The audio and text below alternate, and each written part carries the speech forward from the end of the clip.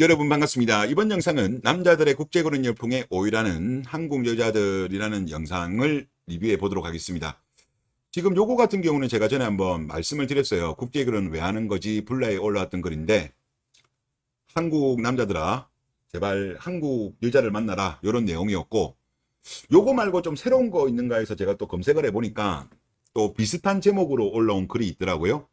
이것도 똑같이 국제결혼 왜 하는 거냐, 앞에 거는 국제결혼은 왜 하는 거지, 거의 복사해서 붙여넣기인데 뒤에 내용이 참 어이가 없습니다. 본인 능력으로 자유연애하는 거 말고 돈 내고 사오는 건 레알 퐁퐁 하이 호환이 아닌가. 사랑 없는 결혼이 퐁퐁론의 핵심인데 국제결혼은 그 엑기스가 아니냐라고 한 거예요. 이 설거지론에서 나온 게 퐁퐁남이지 않습니까? 설거지론이 뭐예요?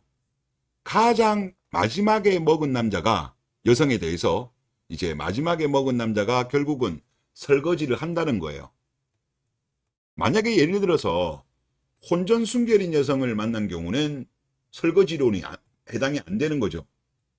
자, 그리고 우리나라 여성들 같은 경우는 지금 거의 30 넘어서 결혼을 하잖아요.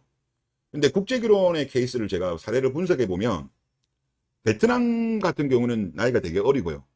뭐 일본이라든가 러시아라든가 뭐 그 외에 뭐 소유럽이라든가 이런 걸 등등등 보면 대부분 다 보면 20대 초중반을 연애하고 결혼합니다.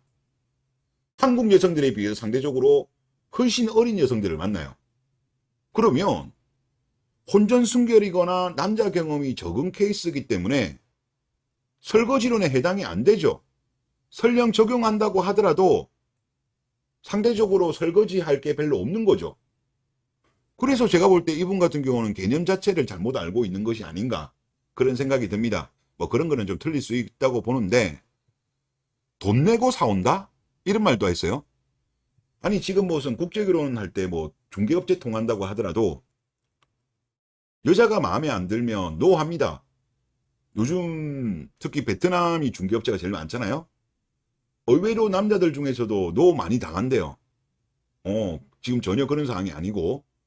그리고 사랑 없는 결혼, 뭐 대한민국 결혼 시장은 뭐 사랑 가지고 하나요? 뭐 이야기 들어보고 보면 뭐 얼마 전에 제가 그 직업의 모든 것, 그 영상에 삼성전자 여직원이 10분 동안 떠드는 이야기에도 사랑이란 단어 하나도 안 나오던데요. 그리고 결정사 관련된 영상을 봐도 사랑 단어 안 나와요. 죄다 조건 이야기만 하죠. 그리고 대한민국 여성들 중에 또 많은 케이스가 뭡니까? 20대 때는 사랑하는 연애를 하죠. 하지만 30대가 들면 그 사랑했던 사람이 경제력이 없는 것 같으면 바로 고무신 거꾸로 친지 않습니까? 그러면서 경제력 좋은 남자를 찾잖아요. 우리나라가 오히려 저는 사랑 없는 결혼이 아닌가, 매매혼이 아닌가, 그런 생각이 듭니다. 그래서 대한민국 여성들이 이런 걸 비판할 자격이 있나? 저는 없다고 봅니다. 하여튼 대한민국 여성분들이 국제결혼과 관련돼서 상당히 좀 불편해 하시는 것 같다, 그런 말씀을 드리겠습니다. 그리고 최근에 제가 또 새로 들어온 분들이 계시니까 또 과거의 자료 중에서 좀 자료를 보여드릴게요. 제가 이 자료가 뭐냐고 하면 한국 남자, 한국 여자, 한국 여자, 일본 남자, 한국인 커플, 한국 남자, 베트남 여자의 이혼율을 낸 겁니다. 이혼율과 관련되어서 공식적인 자료는 없어요. 보통 일반적으로 조이혼율을 많이 이야기하는데, 이제 그거 같은 경우는 우리나라처럼 계속 혼인 건수가 줄어들고 그런 상황에서 적응하기는 사실 부적합해 가지고, 이거 제일 위에 거가 한국 남자, 일본 여자 케이스인데 2001년도부터 2021년도까지 혼인 건수, 이혼 건수를 100분율로 한 겁니다. 그렇게 했을 때 가장 낮게 나오는 게 한국 남자 대 일본 여자 18.40이 나옵니다. 그리고 한국 여자 대 일본 남자는 62.39가 나오고요. 그리고 2001년부터 2022년도까지 한국 사람들끼리 한 커플의 이혼율은 40.87입니다. 물론 이제 이혼 전문 변호사분들이 하시는 말씀으로는 한 30% 정도로 보는 게 맞다라는 이야기는 하세요. 많은 분들이 그런 이야기를 한답니다. 하여튼 그런 거는 좀 감안을 해주시고, 한국 남자와 베트남 여자 2001년부터 2022년 22.24%밖에 안 돼요. 그리고 더군다나 이 베트남 국제결혼이 2001년, 2002년도만 해도 얼마 안 됐어요. 100건대밖에 안 됐는데 2003년, 2004년 이때부터 급증을 했는데 그때 당시는 주로 농촌 총각들, 나이가 매우 많은 분들이 결혼을 했어요. 그런 거를 감안하면 정말 이혼율이 낮은 거예요. 오히려 한국보다 훨씬 낮잖아요. 그리고 이거는 제가 여성가족부 통계청 자료로 제가 직접 수작업해가지고 다 전에도 로드에 있다 다 보여드렸습니다. 이걸 계산한 걸로 보더라도 지금 한국 남자하고 외국인 여자 만족도가 무려 79.8입니다. 한국 남자와 한국 여자가 결혼한 케이스보다 만족도가 더 높아요. 그리고 한국 여자와 한국 남자 케이스일 때 한국 여자의 만족도는 고작 63.0밖에 안 나와요. 오히려 외국 여자와 한국 남자와 결혼했을 때 외국 여자의 만족도는 88.7입니다. 어마어마하게 높아요. 매우 만족도 95.6입니다. 한국 여자 같은 경우는 매우 만족이 26.7밖에 안 돼요. 이혼도 상대적으로 좋고 결혼을 유지한 사람으로 대상으로 해가지고 여가부와 통계청 자료로 한 겁니다. 이거는 지금 여성가족부에서 지금 이거는 2000년 자료를 비공개를 했어요. 통계청 같은 경우도 이거를 주기적으로 하다가 2018년도 이후로는 한국 커플들의 만족도를 조사를 안 하고 있어요. 왜 안 하는지 몰라. 불편해서 그러는가? 하여튼 2017년도 여성가족부 자료, 2018년도 통계청 자료로 제가 계산을 했던 거예요. 뭐가 진실일까요? 그러니까 여성분들 반박을 할 거면 이런 데이터 가지고 좀 반박을 해주셨으면 좋겠습니다. 최근에 들어오신 분들은 모르시기 때문에 제가 이야기를 다시 말씀을 드리는 거고요. 그러면 왜 대한민국 남성들이 국제결혼에 대해서 관심을 가지냐? 어리잖아요. 한국 여성들에 비해서. 그리고 출산도 어릴 때 하니까 당연히 출산도 잘하고 성격도 제가 볼 때는 한국 여성의 표독스러움이 없으니까 성격도 좋죠.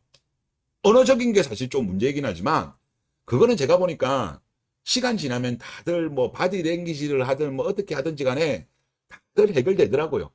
그리고 요즘은 또 어플이 너무나 잘 돼 있어. 이 번역기들이. 그래서 이런 거는 큰 어려움이 없대요. 초기에는 좀 힘들지. 그래서 이런 거는 정말 말도 안 되는 소리고. 그리고 왜 국제결혼을 선호하겠습니까? 한국 여성들처럼 강한 결혼 조건을 요구 안 하잖아요. 한국 여성들이 지금 결혼 요구 조건 자체는 우리가 국민소득 대비로 한다면 넘버원이 중국 여성인 것 같고요. 그 다음이 한국인 것 같습니다. 전 세계 토탈로 했을 때 1등 중국, 2등이 한국이에요. 한국 남자들 등골이 힙니다. 남자만 등골이 힙니까? 남자 집도 등골이 혀요. 더군다나 요즘 뭐 부동산, 특히 부동산이 문제잖아요. 설령 전세를 한다고 해도 전세가도 싸지도 않고 매매도 엄청나게 비싸잖아요. 수도권 같은 경우는. 지방도 뭐 요즘은 보니까 특히 강력시 같은 경우는 결코 싸지도 않더라고요. 근데 예를 들어서 해외 여성들하고 결혼할 경우에는 이런 주거비에 대한 부담이 크게 안 나옵니다. 그 여성들은 이런 요구를 안 해요. 남자 입장에서는 엄청나게 좋은 거죠. 그리고 결혼한 이후에 보더라도 연애 때도 그렇지만 배려와 감사할 줄 알죠. 남편이 열심히 밖에 나가서 돈 벌고 오면 집에 돌아오면 고생했다. 그러잖아요. 고생했다고. 우리나라 대한민국 여성들은 남자들이 밖에 와가지고 퇴근하면 고생했다는 말을 합니까? 음식물 쓰레기부터 빨리 버리라고 하죠. 뭐 예를 들어서 뭐 아기 분유통 같은 거 청소하라고 하고 하여튼 뭐 막 일 시키잖아. 집에 오자마자 그냥 직장 상사가 한 명 더 있는 거 아니에요. 야근을 하는 거죠. 집에 오면 또 야근을 해야 돼. 국제 결혼한 커플들은 이런 거 거의 없어요. 사례들을 보면. 그러니까 이런 좋은 사례들이 지금 남자들 사이에서 입소문이 나고 있는 거예요. 물론 안 좋은 케이스도 있죠. 근데 안 좋은 케이스보다 좋은 케이스가 늘어나니까 요즘 뭐 인터넷 시대다 보니까 정보 교류가 엄청나게 잘 돼 있잖아요. 물론 안 좋은 케이스들은 제가 보면 이것이 주로 그 여성들 편인 언론들 쪽에서 이거를 뿌리고 있어. 본인들이 불편한가 봐. 그 말고 일반적인 어떤 커뮤니티라든가 SNS라든가 유튜브에서는 좋은 사례들이 너무 많은 거야. 특히 유튜브 영상들을 보면 한국 남자와 외국 여성들 간의 그 어떤 연애하고 결혼하는 거 보면 정말 다들 이쁘게 생활합니다. 상대적으로 한국 여성과 외국인 배우자와 결혼한 케이스는 뭐 오히려 이혼 케이스가 더 많은 것 같은데? 어? 별로 또 행복한 모습도 잘 안 나와. 그러다 보니까 이런 현상들이 발생하는 거예요. 그리고 만약에 한국 여성이 다른 나라 국적의 여성에 비해서 장점이 있냐? 언어 말고 없어요. 제가 아무리 생각해봐도.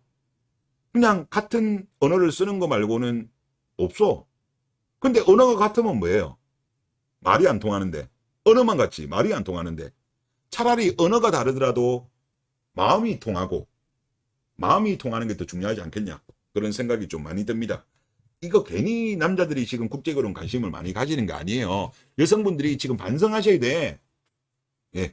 그리고 여러분들 댓글을 보겠습니다. 상대방을 배려할 줄 아는 가치관을 가진 한국 여성을 만난다는 게 큰 복이라는 걸 새삼 깨닫습니다. 저는 결혼 13년 차인데 주위에 결혼하신 분들이 다들 알콩달콩 잘 사는 것 같아 저나 주위 남편분들 모두 큰 복을 받았구나 싶네요. 결혼 준비하시는 남성분들 모두 한국인이든 외국인이든 좋은 짝 만나기를 응원합니다. 라고 하셨습니다. 이분은 전생에 나라를 구하신 것 같네요. 또 주변 지인분들도 그러신 것 같은데 축하드립니다. 대한민국에서 이거는 거의 로또죠, 로또. 하여튼 축하드립니다. 자, 그리고 다음 댓글을 보면요. 그동안 갑질을 너무했지, 한국 여자들이. 요즘 같은 시대에 전 세계적으로 한국 남자를 업신여기는 부류는 한국 여자밖에 없습니다. 라고 하셨어요. 제가 방금 영상에서 제가 보여드렸던 자료인데 고소득 1인 가구가 급증하고 있습니다. 통계청에서 발표한 거고 2021년 대비 2022년도에 월 400만 원 이상 받는 사람이 임금 근로자 1인 가구 중에 무려 17.5%를 차지하고 있다고 합니다. 그리고 1년 만에 3.3%가 늘었어요. 지금 1인 가구가 엄청나게 많기 때문에 이런 수치가 3.3% 오르는 거는요. 엄청나게 어려운 거거든요. 즉 여기 1인 가구 중에서 제가 아까도 말씀드렸지만 저소득층 같은 경우는 오히려 줄었어요. 근데 저소득층 자체가 줄은 거는 상대적으로 준 거죠. 고소득 1인 가구가 많이 늘어나면서 급증하면서 상대적으로 비율이 준 거죠. 지금 1인 가구는 계속적으로 증가하고 있습니다. 자, 월 400만 원 이상 버는 사람이 여성이 많을까요? 남성이 많을까요? 남성이 훨씬 많죠. 통계적으로도. 그건 제가 그 통계청 자료도 보여드렸잖아요. 여성인보다 남성들이 소득이 높습니다. 물론 이혼한 케이스가 있을 수도 있죠. 뭐 그런 경우도 있겠습니다만은 그거는 제가 봤을 때는 본질은 아니고 어느 정도 주로 제가 볼 때는 30대, 40대 남성들 중에서 소득이 많은 남자들이 지금 결혼 안 하는 거예요. 특히 저는 30대가 많을 거라고 보거든요. 특히 이번에 급증한 사유가 40대 중에 좀 소득 많은 사람들은 이미 갈 사람들은 다 갔어요. 남아있는 분들 중에서는 뭐 일부는 있겠습니다만은 주로 30대에서 급증했기 때문에 이 현상이 발생한 것이 아닌가라는 생각이 들어요. 자, 월 400만 원 이상이면 뭐 400만 있겠습니까? 500, 600, 700, 800, 1000만 원인 사람들도 있겠죠. 자, 이 사람들이 갑자기 결혼에 대해서 소극적으로 바뀐 거예요. 이거 왜 이리 되었을까요? 대한민국 여성들이 너무 갑질을 한 거예요. 그리고 여기는 여러분들 생각하시겠지만은 20대는 월 400만 원 이상 월급 받는 사람이 별로 없어요. 아시죠? 보통 30대 이상이나 40대, 50대 남자들이 보통 여기 소득에 많이 들어가거든요. 임금 근로자로 봤을 때. 하여튼 30대가 제일 많이 늘었을 거예요. 40대는 이미 결혼한 사람을 했으니까. 그러니까 지금 여기에 있는 사람들이 갑자기 급증했는데 이분들이 저는 비혼으로 계속 갈 것인지 아니면 국제결혼으로 빠질 것인지 사실 고민이 되더라고요. 근데 이분들은 확실히 비혼에 대한 생각이 확고한 분들은 비혼으로 가겠지만 상당수 정도는 월 400 정도면 그래도 괜찮은 소득이잖아요. 우리나라에서. 그리고 남자들 같은 경우는 소득이 또 늘어나니까 40대까지는. 그러면 이분들이 만약에 괜찮은 한국 여성을 만나면 한국 여성과 결혼할 가능성 충분히 있다고 봅니다. 그런데 그런 여성을 만약에 못 만나게 된다면 저는 이분들의 상당수는 국제 결혼으로 빠질 잠재적인 대기자가 아닌가 그런 생각이 많이 듭니다. 그래서 하여튼 대한민국 여성분들 중에서 지금 마이너스 통장 가지고 계신 분들은 열심히 마이너스 통장 미리미리 갚으시는 것이 좋지 않겠냐. 지금 괜히 이런 현상이 발생하는 것이 저는 아니라고 생각됩니다. 그리고 1년 만에 3.3% 증가? 이거 어마한 거예요. 이게. 그리고 다음 댓글을 한번 보면요. 저는 국제결혼 적극 추천합니다. 그런데 안타까운 건 많은 사람들이 일본, 베트남 쪽으로만 시야를 좁게 가지는 부분이에요. 다른 나라 여자들 중에 이쁘고 괜찮은 분들 열렸습니다. 예를 들면 우크라이나 여자분들 미모는 전 세계 탑급이죠. 그리고 웬만하면 매매혼이 아닌, 매매혼이라는 말은 좀 부족한 것 같습니다. 중개업체에 말하는 그 중개업체를 통한 중매결혼이라고 바꿨으면 좋겠습니다. 아닌 연애결혼을 하세요라고 했는데 일단 정치적인 해석은 하지 마세요. 일단은 뉴스는 그래도 제가 알려드려야 될 것 같아서 하는 거니까 우크라이나 이야기를 하셨는데 지금 윤석열 대통령이 우크라이나 젤레슨키 대통령이랑 정상회담을 했습니다. 아마 어제 한 걸로 알고 있는데 이제 전쟁 이후의 재건 방안에 대해서 협의를 했고요.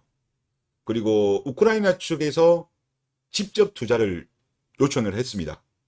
그래서 한국 기업 중에서 11곳 정도가 우크라이나 재건에 참여하겠다 이런 의사를 밝힌 상태고 일단 대통령실 발표에 의하면 66조 원 정도 규모로 갑니다. 그리고 그래도 아무래도 대통령이 갔으니까 아직도 전쟁 중임에도 불구하고 대통령이 간 거잖아요. 우크라이나 분들도 한국에 대해서 되게 좋게 보잖아요. 그런 상황에서 대통령까지 갔기 때문에 아마 한국에 대한 이미지는 조금 더 올라가지 않았을까 그런 생각이 좀 듭니다. 하여튼 이런 거는 뉴스니까 제가 말씀을 드렸고 정치적인 해석은 하지 마세요. 그냥 저는 정보 차원에서 말씀드린 겁니다. 네, 이번 영상 여기서 마치겠습니다.